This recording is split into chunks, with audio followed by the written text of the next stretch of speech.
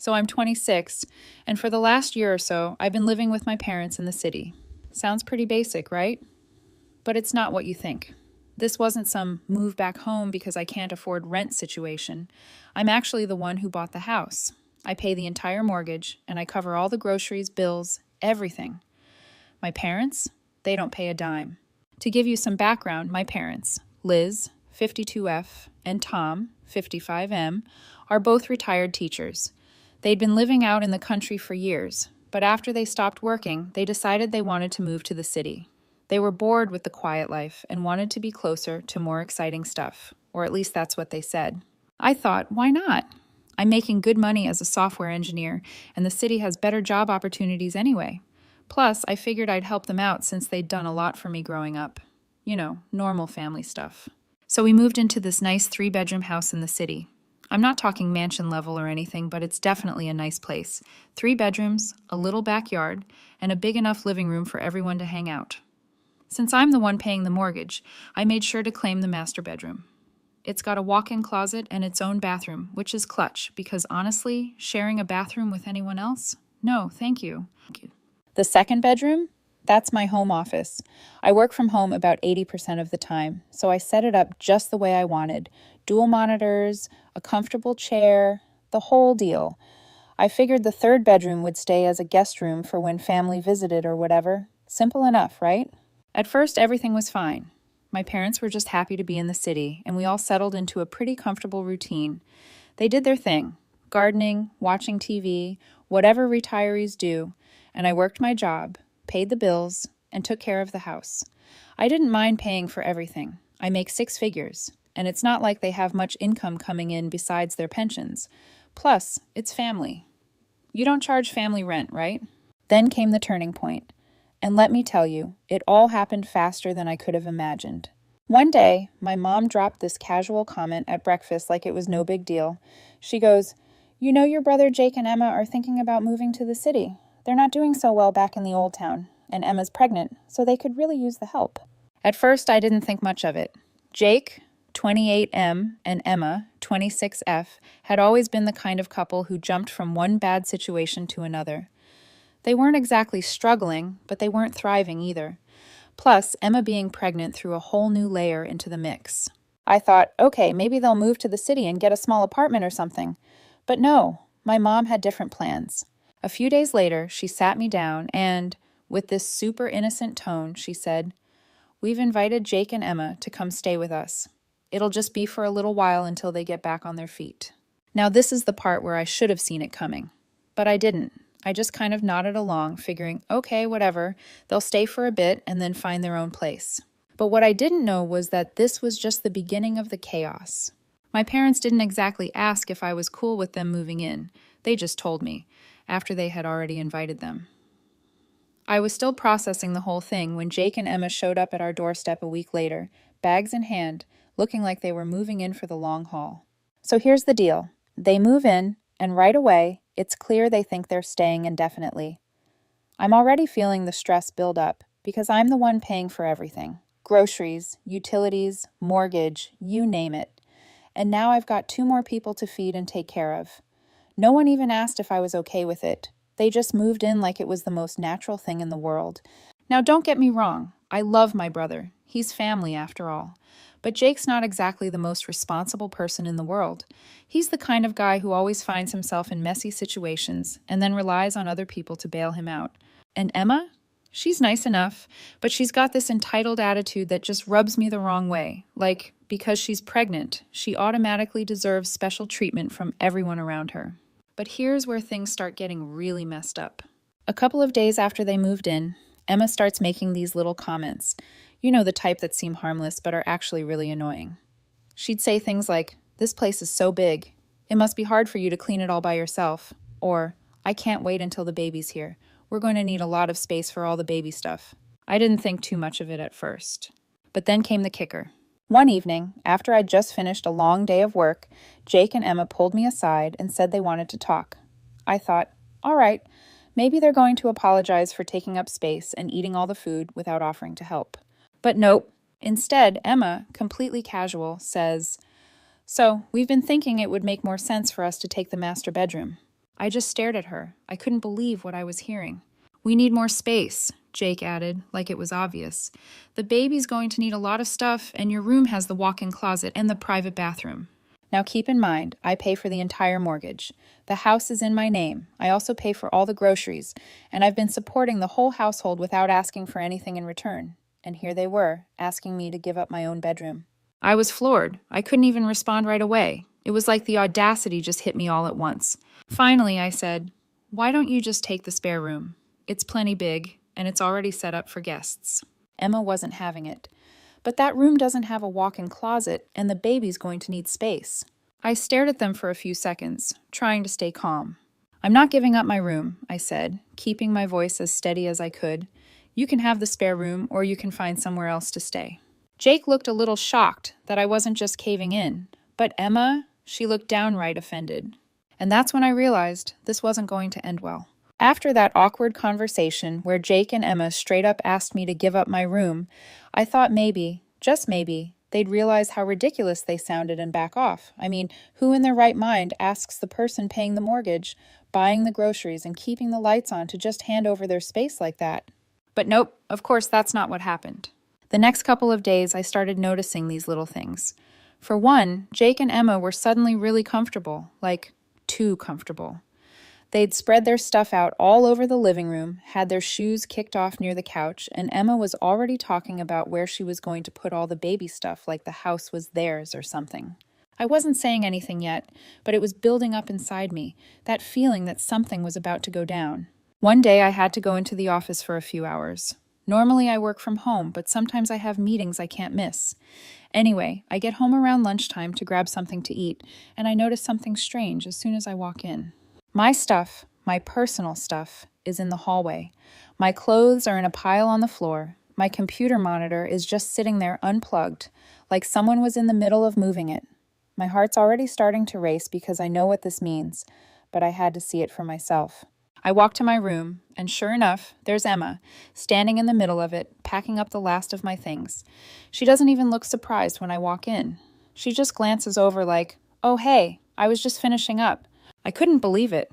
"What the hell are you doing?" I blurted out, probably louder than I meant to. She had the nerve to look all calm and collected, like this was no big deal. "Your mom said we could start moving our stuff in here. The baby's coming soon and we need the space," she said, like it was the most normal thing in the world. I could feel my blood boiling. My mom, who doesn't pay a single cent toward the mortgage, thought it was okay to just hand over my room to Jake and Emma without even talking to me? I wasn't about to let this slide.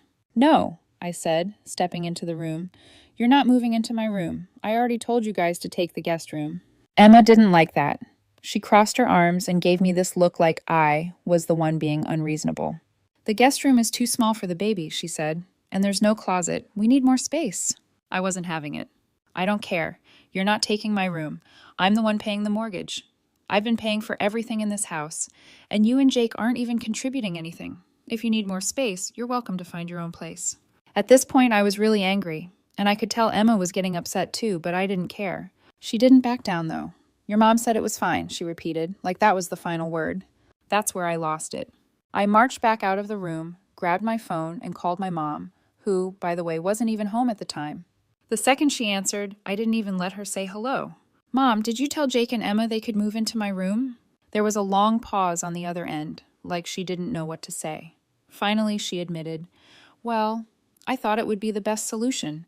They need the space, and you already have the office. It's not like you're using the room for much." I couldn't believe what I was hearing. "Are you serious right now?" I snapped. "I pay the mortgage, I pay for all the groceries, I pay the bills, and you think it's okay for Jake and Emma to just take over my room?" My mom tried to calm me down, saying it wasn't a big deal and that we're all family, but I was done listening. "I'm not giving them my room," I said firmly, "and if they don't move their stuff out, they're going to need to find another place to stay." By this point, Emma must have heard me because she came storming out of the room looking furious. "You're seriously going to throw us out? With a baby on the way?" That's when Jake walked in. He must have heard the commotion from outside because he came in looking all pissed off too. "What's going on?" he demanded. So I laid it out for him. "What's going on is your wife thinks she can just take over my room without even asking, and I'm telling you both right now, it's not happening. You can either stay in the guest room or you can leave." Jake wasn't happy about that. He got all defensive, saying how they're family and how I should be willing to make sacrifices for them. But at this point, I was beyond reasoning. Sacrifices? I'm already paying for this entire house. What are you guys contributing, huh? Nothing. And now you think you can just walk in and take over? The yelling got pretty loud at that point, and I think it was clear that neither side was backing down. My mom tried calling me back, but I ignored her. I was too pissed off to deal with her excuses. Jake kept going on and on about how I wasn't being fair, how they had a baby on the way, and how families should stick together in tough times. But I'd had enough. I turned to both of them and said, "You've got until the end of the day to move your stuff out of my room. If you don't, I'll move it out for you." Emma stormed off, slamming the door behind her, and Jake just stood there, glaring at me like I was the bad guy. But I didn't care. I wasn't about to let them walk all over me in my own house, especially when I was the one paying for everything. For the rest of the day, I stayed in my office trying to cool down. I didn't want to deal with either of them, and I knew if I went back out there, it would just turn into another argument. But deep down, I knew this was just the beginning. They weren't going to take this lying down. And I had a feeling my mom would get involved again. But I wasn't about to back down either. Not this time. After that blow-up with Jake and Emma, I thought maybe, just maybe, they'd finally back off. I mean, I was crystal clear. My room wasn't up for grabs, and they could either stay in the guest room or find somewhere else to live. Seemed pretty simple to me. But of course, things didn't go that smoothly. The next day, I kept mostly to myself. I wasn't looking for more drama, and honestly, I was still fuming from how things had gone down. I spent most of my time working in the office, trying to pretend like everything was normal. But by the time dinner rolled around, I could feel the tension in the air. It was like everyone was avoiding each other, tiptoeing around the elephant in the room. I didn't mind the quiet. If Jake and Emma were finally going to stay in the guest room without causing more issues, I figured I could live with that. But then something happened that pushed me over the edge. That evening, I walked into the kitchen to grab some food. I had bought all the groceries, like I always do, but when I opened the fridge, it was practically empty. I'm talking food I just bought 2 days ago. Gone. I checked the freezer. Same deal. I knew my parents didn't eat like that, and it wasn't me, obviously. So who else could it be? Jake and Emma. They'd probably helped themselves to everything, without even asking. I was already irritated, but I tried to brush it off, thinking, whatever, I'll just pick up more tomorrow. But it wasn't just the food. When I went to sit down at the table to eat, my mom came into the kitchen, not looking me in the eye. She quietly made plates for herself, my dad, Jake, and Emma. And then, she didn't make one for me. At first, I thought she must have forgotten, so I just kind of waited. But she finished serving everyone and sat down. I was left standing there like an idiot, watching as they all started eating. I'm not going to lie, I felt the anger bubbling up again. It was like they were all punishing me for standing up for myself. I looked at my mom, trying to keep my cool. "You didn't make me a plate." She barely looked up. "You don't want to help the family, you don't eat with the family," she said, as casually as if she were commenting on the weather. I couldn't believe what I was hearing. "Excuse me, I pay for everything here, the groceries, the mortgage, and now I'm being iced out?" She didn't even answer. My dad just kind of sighed and kept eating like nothing was happening, which pissed me off even more. Jake and Emma were sitting there with this smug look on their faces, like they'd won some kind of power play. Emma even had the nerve to smile at me when I walked by. I couldn't take it anymore. I wasn't about to be treated like some outsider in the house that I paid for. I slammed the fridge door shut and stormed out of the kitchen, my mind racing. I knew what I had to do next. I went straight to my room, grabbed my laptop, and started looking up eviction notices. I figured if they didn't want to treat me with respect, then they could find somewhere else to live. I mean, enough is enough, right? I'm not a free hotel service. Within an hour, I had the documents ready. I printed out 2 sets, one for Jake and Emma and one for my parents. It felt weird, kicking out my own family, but at this point, they had crossed the line. They'd been disrespecting me for weeks, acting like the house was theirs, and then freezing me out because I wouldn't cave to their ridiculous demands. I wasn't going to put up with it anymore. Once the notices were printed, I walked out to the living room where everyone was sitting, pretending like nothing was wrong. I didn't say a word. I just slapped the papers down in front of my parents, then handed another set to Jake and Emma. "What's this?" Jake asked, picking up the papers and scanning them. "You have 24 hours to pack your things and leave," I said, keeping my voice as calm as I could manage. "If you're not out by tomorrow, I'm calling the police." Jake's face went pale. He wasn't expecting this. Not at all. "You can't be serious." "Oh, I'm serious," I replied. I'm done with this. You've been freeloading here without contributing a thing, and now you think you can take over my house? No, not anymore. Jake stood up, glaring at me, but I didn't budge. I was taller than him, bigger than him, and I wasn't going to be intimidated by his little temper tantrum. We're family, he said through gritted teeth. You can't just throw us out. Yes, I can, I said, stepping closer. I'm the one who pays for this house, not you, not Emma, and not Mom and Dad. If you don't want to be respectful, you don't get to stay here. Emma, of course, started crying, as if that was going to change anything. I'm pregnant and you're kicking us out? What kind of sister are you? I'm the sister who's been paying for everything while you two take advantage of me, I shot back. You have 24 hours. That's more than generous. Jake looked like he wanted to argue more, but I could see the realization starting to sink in. I wasn't bluffing. My mom, who had been sitting there quietly this whole time, finally spoke up. You can't do this, honey. They're your brother and sister-in-law. This is family. But I didn't care anymore. I've already done it, I said, pointing to the eviction notice in her hands. You've got 30 days to find somewhere else, too. If you're not gone by then, I'll be taking legal action. The room went dead quiet after that. My dad didn't say a word, just sat there staring at the table like he didn't know what to do. My mom looked like she was about to cry, but I wasn't backing down. This wasn't about being nice anymore. This was about standing up for myself and not letting them walk all over me. After a few long minutes, I walked back to my room, leaving them to process everything. I locked my door, sat down at my desk, and took a deep breath. I'd just done something I never thought I'd have to do, kick out my own family. But you know what? It felt good. It felt right. I wasn't going to be taken advantage of anymore. The house was dead quiet for the rest of the night. No one came to my door. No one tried to argue with me. I think they all realized that I wasn't messing around anymore. If they didn't respect me, they didn't deserve to live here. I slept better that night than I had in weeks. After handing out those eviction notices, I figured the tension in the house would either explode or everyone would finally back off and take me seriously. Either way, I knew there was no going back. I'd drawn my line in the sand, and I wasn't about to let anyone step over it again. But instead of the blow-up I was expecting, the house got quiet. Too quiet. Honestly, the morning after, I woke up early, earlier than usual, just because I couldn't really sleep. I guess I was kind of waiting for something to happen, like maybe Jake would come banging on my door demanding I change my mind, or maybe my parents would start pleading with me to reconsider. But none of that happened. When I finally walked into the kitchen to make breakfast, it was empty. No one was up yet. No Jake, no Emma, no parents. For a second, I thought maybe they had packed up in the middle of the night and left without saying anything, but I knew that was just wishful thinking. I made my coffee, sat down at the table, and waited. I wasn't in the mood to make small talk, and I wasn't in the mood to explain myself again. What I'd done was necessary. They'd pushed me too far, and there was no way I could keep living like that. They didn't respect me, and they sure as hell didn't respect the fact that I was paying for everything. All I wanted was some basic decency, and they couldn't even give me that. After a while, my mom came into the kitchen. Her face looked like she'd barely slept. She didn't say anything at first, just grabbed a cup of coffee and sat down across from me. It was the first time we'd really been alone since I handed her the eviction notice.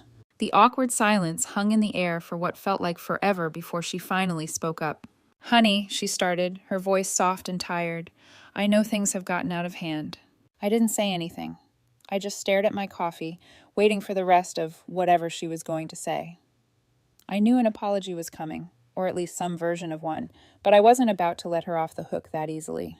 I didn't realize how bad things had gotten between you and your brother, she continued, her voice cracking just a little. We were just trying to help them, and I guess I didn't see how unfair it was to you. That caught me off guard. I wasn't expecting her to admit it, at least not so soon. For a second, I thought maybe she was finally getting it, that I wasn't the villain in this situation. But I still couldn't shake off the frustration from how everything had gone down. You didn't just ignore what I wanted, I said, my voice sharper than I intended. You sided with them, every single time, like you just assumed I'd roll over and let them take whatever they wanted. I know, she said, almost in a whisper, but we thought, well, you've always been the strong one. Jake, he's never had it easy. That was her excuse, every time. Jake wasn't strong. Jake had struggled more. Jake needed more support. It was like they didn't think I had any limits because I was the one who had my life together. And you think I've had it easy? I asked, my anger simmering just below the surface. I'm the one who bought this house. I'm the one who pays the mortgage. I pay for the groceries. I've been carrying all of you, and you think I can just keep doing that forever? She looked down at her coffee, not saying anything for a few seconds. I know you've done a lot, more than we could have asked for, but Jake, with the baby on the way, I cut her off. This isn't about the baby, this is about respect, and you guys haven't shown me any. She sighed, clearly exhausted by the whole situation, but I wasn't about to let her off with a few tired excuses. You know, we just thought we were doing the right thing, she finally said. Jake and Emma, they don't have much. And whose fault is that? I shot back. I didn't ask them to move in. I didn't ask for any of this. They need to figure out their own lives, and you can't keep bailing them out by throwing me under the bus. She nodded, finally seeming to understand, or at least trying to. We'll figure something out, she said, her voice quieter now. But please, don't push us out. Not like this. I sat back in my chair, trying to calm down. It wasn't like I wanted to kick them out.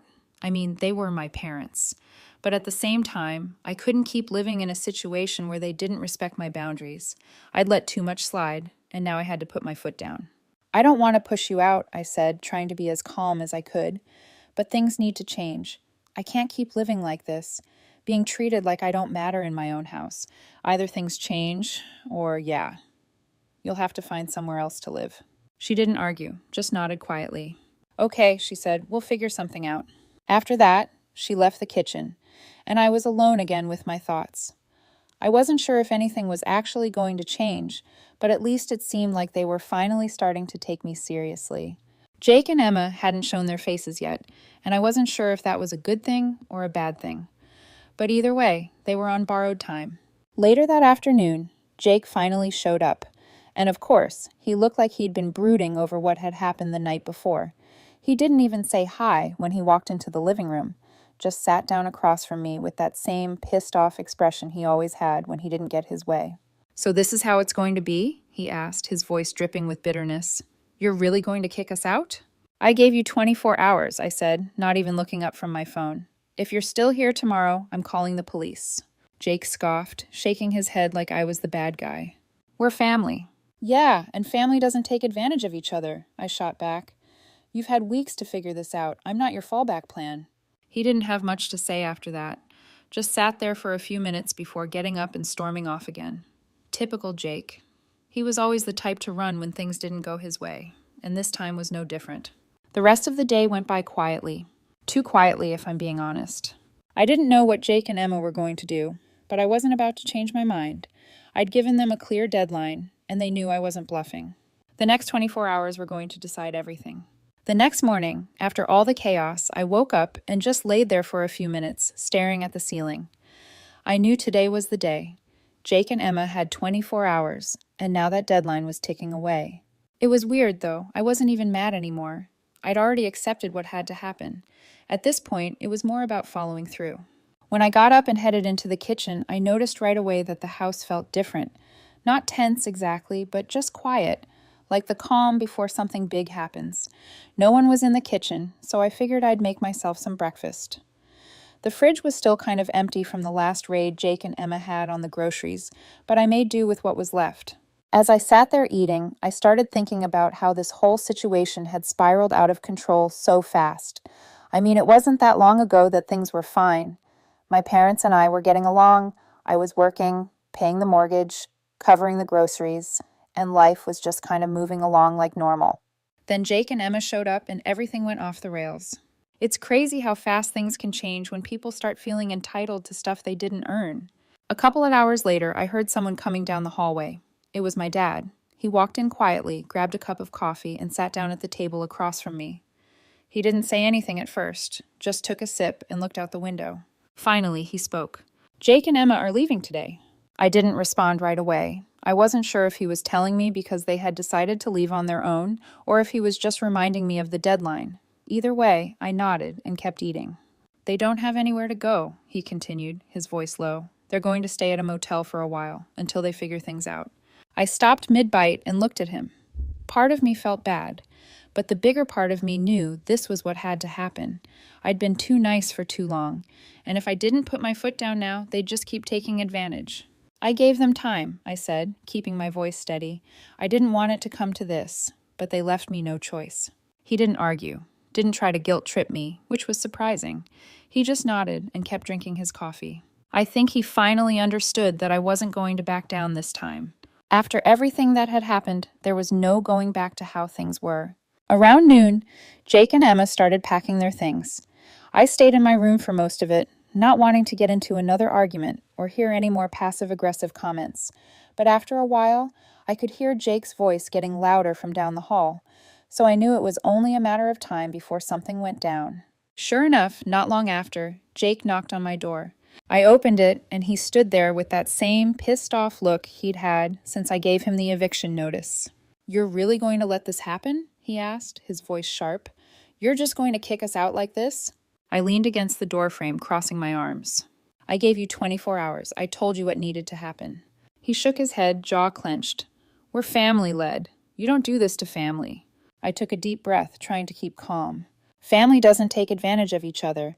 I'm not just kicking you out for no reason. You've been freeloading here for weeks without contributing anything. I've been paying the mortgage, the groceries, everything. And instead of being grateful, you tried to take my room and push me out of my own house. I'm not going to let that happen." Jake didn't say anything for a few seconds. I could tell he was mad, but there was nothing left for him to argue. He knew I was right, even if he didn't want to admit it. "So that's it, huh?" he finally muttered. "You're just throwing us out." "I'm giving you the same option I gave you yesterday," I replied. "You can find a way to live somewhere else, or you can stay in the guest room and actually respect me and my space. But if you can't do that, then yeah, you're leaving." Jake glared at me, then turned and walked away without another word. I closed the door and let out a long breath. It was exhausting, but I knew it had to be done. By mid-afternoon, Jake and Emma were gone. I didn't see them leave, and honestly, I didn't want to. I wasn't looking for some emotional goodbye or anything like that. They packed up their stuff, loaded it into their car, and drove off without saying a word to me. The house felt different after they left. Quieter, less tense. My parents didn't say much to me that day. I think they were still processing everything that had happened. My mom looked upset, but she didn't say anything about it. Maybe she realized, finally, that I wasn't the one who had caused all this. Jake and Emma had pushed me too far, and this was the result. That evening, my mom knocked on my door. She came in, sat down on the edge of my bed, and just stared at the floor for a while. I could tell she was trying to find the right words. "They're gone," she said softly. I nodded, not saying anything. "I never thought it would get to this point," she admitted. "I didn't realize how much pressure we were putting on you." I looked at her, feeling some of the frustration lift a little. "It's not that I didn't want to help," I explained, "but you guys treated me like I didn't matter, like my needs and my space weren't important." She sighed and nodded. "You're right. We should have seen it sooner." We sat in silence for a few minutes. I could tell she was upset, but at least now she was starting to understand where I was coming from. "I don't want you and Dad to leave," I said, breaking the silence, "but if things don't change, I can't live like this." She nodded again, standing up slowly. "We'll figure it out," she said. "Things will be different, I promise." As she left the room, I felt a strange mix of relief and exhaustion. The situation with Jake and Emma was over, but there was still work to be done with my parents. I knew it wasn't going to be easy, but at least now it felt like they were willing to listen. For the first time in weeks, I felt like I could finally breathe again. The house was quiet, and the tension that had been hanging in the air was gone. It wasn't a perfect solution, but at least now I had my space back. And most importantly, I had my respect. The next couple of days felt surreal. The silence that used to be tense now felt peaceful. I could walk through my house, without side eyes or passive-aggressive comments. There were no more whispered conversations behind closed doors, no one raiding my fridge like it was theirs, and no one throwing guilt trips every time I said no. Jake and Emma were gone, and it actually stayed that way. My parents mostly kept to themselves, which I appreciated. I think they were still in shock about how far I had to go to make myself heard. But I was done being the easy one. I was done being the fallback plan. About a week after everything went down, I came home one evening after grabbing dinner with a friend, and there was a letter on the kitchen table with my name on it. It was from my mom. Nothing dramatic, just a few paragraphs, handwritten in her usual neat script. She said she was sorry, genuinely sorry. Not the kind of sorry that makes excuses or blames circumstances, just sorry. She admitted that they had let things go too far, that they should have respected me more, and that they were ashamed of how they handled the situation. She said they were looking for a small apartment nearby, somewhere they could live independently but still be close. And she wrote something that really hit me. And you gave us everything: a home, comfort, stability, and in return, we gave you stress, disrespect, and betrayal. That's not what family should be. You taught us a lesson we should have learned a long time ago. Love isn't just about presence, it's about respect. I stared at that line for a while. Respect. It's what I had been asking for all along. I didn't need applause. I didn't need praise. I didn't even need thanks. I just needed to be seen as the person holding it all together, as the woman making sure everyone was fed, warm, and safe, as someone worthy of basic decency. Later that night, my dad knocked on my door. He didn't come in, just stood there and said, "We're moving out at the end of the month. I'll get the transfer done for the bills. Thank you for everything." And that was it. Simple, direct, no theatrics. Just closure. They moved out quietly, like they were trying to make it easy for me. And maybe, in their own way, they were finally trying to show the respect I had fought so hard for. I still talk to them. We meet up sometimes for coffee or lunch. It's civil. We don't bring up the drama. Not yet. Maybe one day we'll really talk about it. Maybe we won't. But right now, this distance, it works. It's peace. Jake and Emma? Haven't heard from them since the day they drove away. But that's fine. I'm not holding a grudge. I'm just holding boundaries. And it turns out those are a lot stronger than forgiveness when no one asks for it. A couple weeks after the dust settled, I was sitting in the living room one morning, sipping my coffee, when the sunlight hit the wall just right. For the first time in months, the house felt like mine again. Not just in name, but in energy. And I realized something. I wasn't just reclaiming my room or my kitchen or my groceries. I was reclaiming my voice. I had spent so much of my life being the strong one, the responsible one, the one who always figures it out. But strength isn't just about carrying the load. Sometimes it's about putting it down and saying, "This is not mine to hold." I didn't throw my family out. I refused to be buried by them. And for the first time in a long time, I feel free.